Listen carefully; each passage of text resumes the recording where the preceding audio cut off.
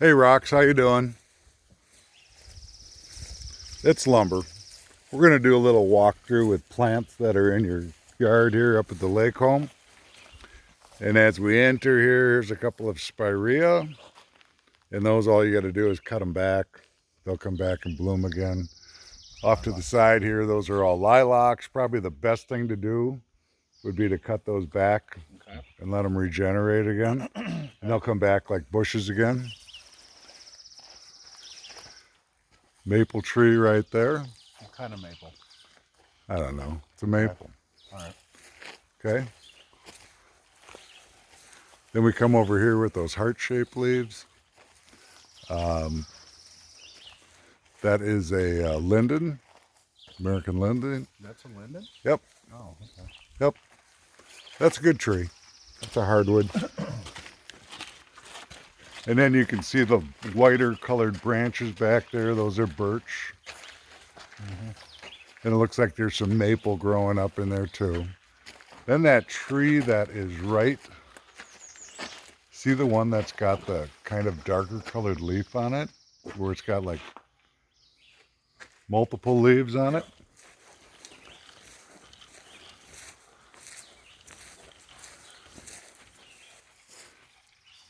Right there. Yeah. That's called a mountain ash. Okay. And that's something with orange berries on it, bloom in the spring. That's a good plant. Alongside the garage, raspberries galore. And there are some spirea mixed in here too. So maybe get Joe up here to pull those raspberries. And on the corner of the garage, we've got daylilies. Those look like the old-fashioned ones that'll bloom orange. Now we're walking back up front. Got a couple lilacs over here by the fence. I think you know what to do with the lilacs. Just cut them back when you're ready, and otherwise they'll bloom in the spring. Looking back over here, here's the bush that Joe cut down already, and that is a honeysuckle. And again, that'll bloom pink in the spring. Just keep cutting it back to keep it into size. And if you don't like it, take it out completely. Over here in front of the bedroom window, those are hydrangeas. They get the blooms on them in the fall. Looks like they're just setting bloom right now. So that's a nice bush. And that'll fill the spot. Here's the little blooms that are starting to come on here for the fall. And all you have to do is cut the old blooms like that off in the spring. In the yard, we have a spirea, and that would be a gold mound spirea. And again, after it blooms, cut the blooms off and cut it to whatever size you want it to be. But that full size will get about 3 to 4 feet tall. This white flowering one is a white potentilla, and it'll get about 3 foot tall. It'll bloom white like that, and it's okay. It's just kind of right in the middle of the yard, so it's kind of a weird spot for it. But it might be something that you want to move over along the side of the deck. Same way with that spirea. What are all these look like stumps? Old little stuff there. What are those things? Wow. Don't know. Okay. Don't know. Coming up here, this one that's 80% dead. Yep. That is a American viburnum. And viburnum is a shrub that will get a bloom on it in the spring, white, and then it gets a red berry, and the birds like to eat the berries. But what I would do on this one is, you can see where it's kind of coming from the base. I would just whack all the old dead wood off of that and let it come back from the bottom again. Okay. Next to it, we have a, this is a bridal wreath spirea. Blooms white, looks like it just got done blooming.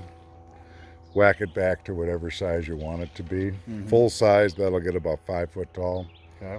So it looks like what they did, same way, that's another one right over there on the corner of the deck, same shrub. They just kind of scattered stuff out here in the yard. And if you would rather have it where you could just mow the yard, Yep. dig that stuff out and Yeah. just get rid of it. This is right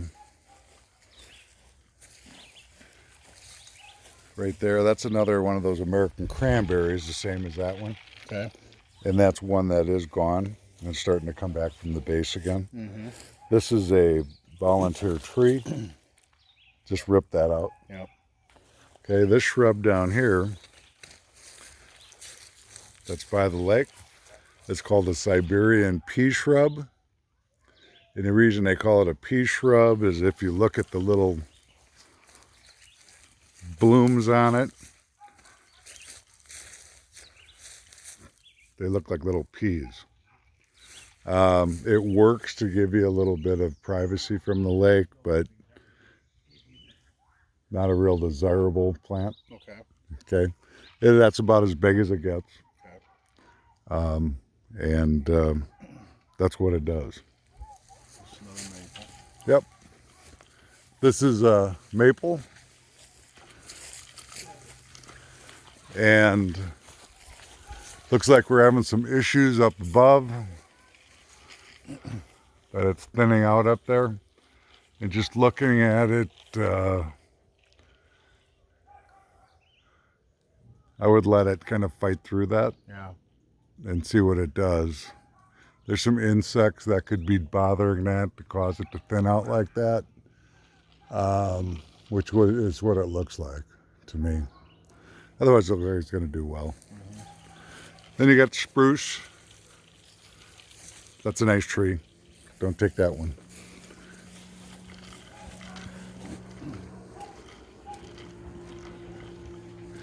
As we come over here to the steps that go down to the dock, that big evergreen right there, that is called a, what did I call that, Joe? Do you remember? No. It's in the Arborvitae family. Oh, it's a red cedar is what it is. And red cedars are okay. That'll get about 40 foot tall. And it'll be evergreen, so kind of blocks from the lake some of the view. If you want it to be more open, then you just take it out. There's a little shrub down here at the end, which is a little maple. And this is called Janala maple. Janala maple is a shrub form of maple that will get up about 15 to 20 foot tall, and it's probably not in the right spot. Yep. It's going to end up just going up over the top of your Okay. steps here, and it's going to be a pain in the butt. Take her out. Take it down. And there are actually 2 of those Siberian pea shrubs down there. Yep. Again, that is red cedar, spruce, that is jack pine. Jack pine's a nice tree. Okay. Yeah, How about evergreen. the one that's kind of buried back there? That one? Yeah. Spruce. Okay. Yep, that's spruce too. Then we walk up to the front of the deck.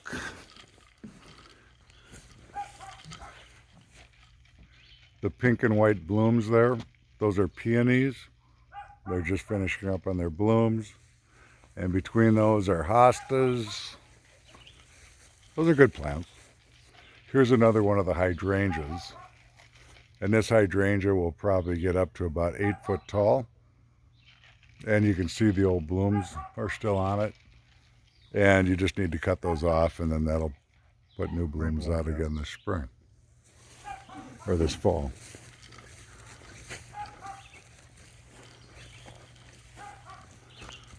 Coming over to the side of the lot.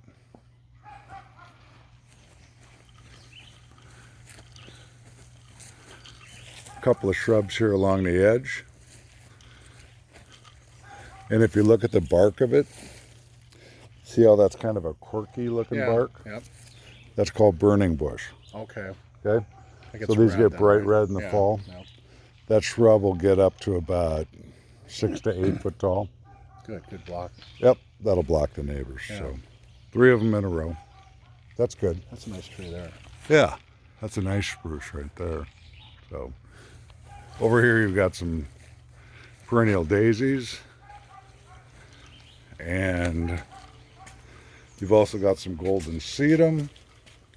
This sedum, if you want, that's gold, you can dig that in pieces and just spread it wherever you want it. Okay. As you can see, it's up on that corner there too. Yep, yep. That's an area right here that I would just prefer to keep kind of wild, like from right here. Yep. Going up. This shrub that's right here is called an Arctic blue willow. Okay. Arctic blue willow is only supposed to get about 8 foot tall. But Okay. 8 foot tall, 8 foot wide. Yeah. Not a good spot. Probably not the right spot if you're going to walk through over here. Right. Because that's going to be always, there's going to be a constant problem. Okay. So that would probably be a good one to pull out. And as we walk along the timber wall, there's various perennials in here. This is all that golden sedum that just keeps spreading. This stuff right here. Yep, which is good stuff Yeah. because it holds the ground, stops the erosion, all that kind of stuff. This is called Artemisia or silver, there's a name for it. Yeah. Just a perennial. That's the same. This thing is as another this. hydrangea. Yep. You can see the old blooms are still left on it. Yep. And then that'll be setting new blooms for the fall. And that was a barberry. Yep. Not doing so well There's a anymore. couple little shoots coming out of it, but probably should pull that out. And then there's some little iris right there. And some daylilies. That is red twig dogwood. Battery's at 5%, Joe. Okay. That's red twig dogwood, and that's going to get big, 8 foot tall. Okay. I think that's gonna come out. Yep. So. Looks This like we is got a maple sprucing up here between the. Is that a Yeah, that's not a- a maple, is it? no, that's balsam, Okay. and this is an oak tree right here. Okay. That's cool. Yeah. Oak trees are nice. This is a lilac, but it's Okay. called a dwarf Korean lilac. And what's happening is this balsam Yep. is going to overgrow that. Right. So, That just needs to come out. Too. yep. And this is balsam, Okay. and it's a nice tree. It's an evergreen, and it really only grows in the northern part of the state. So it's a pretty good tree. And again, birch. Birch right here. Yeah. Yep. And here's that mountain ash. Okay. Yep. And on the back of the garage, mostly raspberries. There's a few daylilies back Right here. Is it just weeds? Yep. This is daylily, Yep. and it's okay, but you know it takes up space. And again, raspberries. Compost tumbler. This is basswood. Yeah. And basswood's got the leaf that's kind of heart-shaped. Basswood's a good tree, but just keep cutting the bottom branches. Yeah. They have a tendency where the bottom branches tend to hang straight down. So just take and nip it. Yep. It'll be easier for mowing. Yeah. And then you got a maple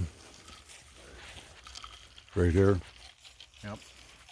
That's kind of growing right up there in the middle. I'd leave it. Yeah. Here's another one of those Siberian tree shrubs, or pea shrubs. They'll Somebody never survive planted there it. either. No. So I'd pull that out too. And this again is spirea. There's spirea and then there's raspberries mixed in there. Just whack it. And Take see it all what down? see what survives. Yeah. And daylilies in the All corner. right. Yep. All right. You got it. That's the walkthrough. Thank you, Greg. We're covered.